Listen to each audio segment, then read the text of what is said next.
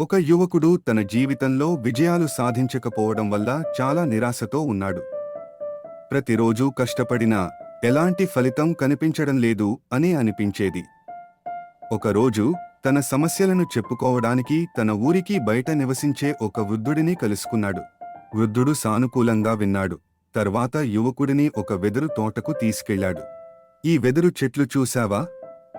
ఈ చెట్లు మొదటి 5 ఏళ్లు పెద్దగా పెరగవు. కానీ ఆ 5 ఏళ్లలో నేలలో బలమైన వేర్లు పెరుగుతాయి. 6వ సంవత్సరం ఒక్కసారిగా 90 అడుగుల ఎత్తుకు పెరుగుతాయి, వృద్ధుడు చెప్పాడు. అప్పుడు యువకుడు పాఠం తెలుసుకున్నాడు. విజయాలు వెదురు చెట్ల లాంటివి. ఎదగడానికి సమయం పడుతుంది.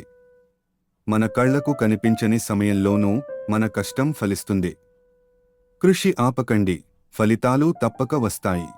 Please like, share and subscribe.